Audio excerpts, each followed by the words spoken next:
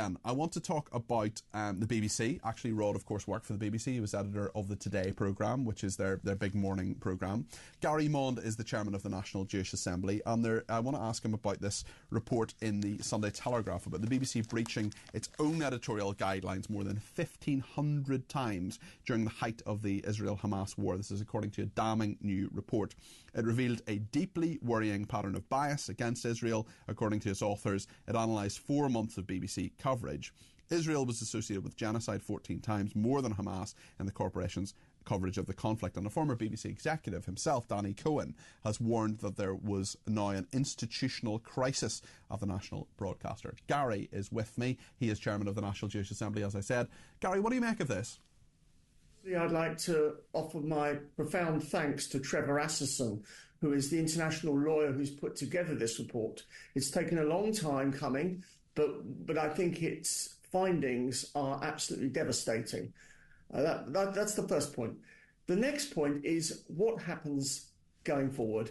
My organisation has called for an independent inquiry, as has Gideon Falter's campaign against anti-Semitism. And we've explained the reason. Lawrence Julius, my vice chairman, has said very clearly that what it is that the BBC is the most important media organisation in the world. Yeah. And for it to have this type of bias is absolutely horrendous. We want to make it better. It's not a question of abolishing the BBC. We want to make the BBC better. We want this problem to be solved. And there's always been a real sore that the Bailyn report on BBC bias with regard to Israel, which was written in 2004, 20 years ago, has never been made public. So I'm hopeful that there will be some kind of independent report and that its findings will most definitely be made public. We had Michael Crick on earlier in the programme. A lot of people very annoyed with what he said. And he said, look, the BBC is the best news organisation in the world in his view.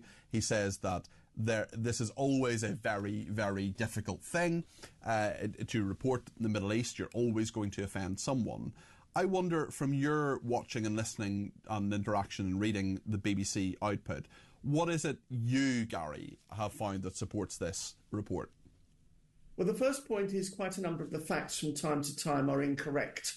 And that is perhaps the biggest example of bias. Secondly, we always see the leanings coming from, and the interviews and the publicity given to the anti-Israel viewpoints. We see very little few interviews of people who support Israel. And I think that this is particularly bad with the BBC Arabic service. Where the point is quite profound. And of course, the report also talks about some individual journalists that it names as being particularly biased and unfair in their treatment of Israel.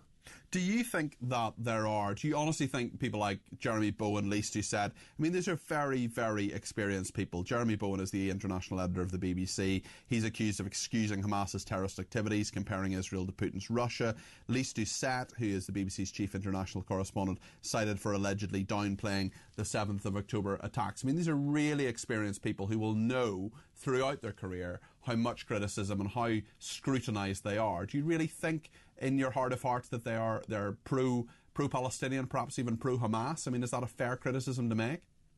I think one can only be quite definitive in those criticisms when one considers the individual examples contained in the Asserson report. I think that's what we should call it going forward, the Asserson report. Okay. And when we look at the individual examples, let's hear what they have to say. I'm all in favour of hearing two sides of an argument. I wouldn't want to be seen to be biased in that regard. I want to hear what they have to say. But the evidence appears to be pretty damning. That's all I can say at this juncture. Yeah. Okay. Thank you very much indeed, Gary, because it's interesting actually with the BBC's Arabic service. And also, Gary, I just want to ask you actually as well about the fact that Israel does not allow journalists to go into Gaza. I wonder if you think they should. Did Britain allow journalists into Europe when it was fighting Nazi Germany? There is a war going on, and I don't see why Israel needs to have journalists there. I think that it is... I'm going to respectfully disagree with you, Gary. I think they should, because you can independently verify things. You can have independent journalists there. There are some journalists who are there that Hamas allows to be in Gaza, and they're the only voices we're really hearing at the moment. And if you had journalists from right around the world who were able to go into Gaza, who are often highly trained, often with a number of security staff with them. I mean, journalists have been going into war zones for years. It's transparency and freedom, is it not?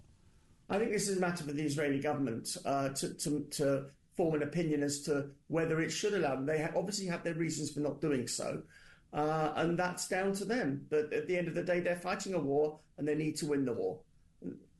Okay, Gary, thank you very much indeed. That's Gary Mond there, who's chairman of the National Jewish Assembly. Interesting, actually, on Lee Carsley as well.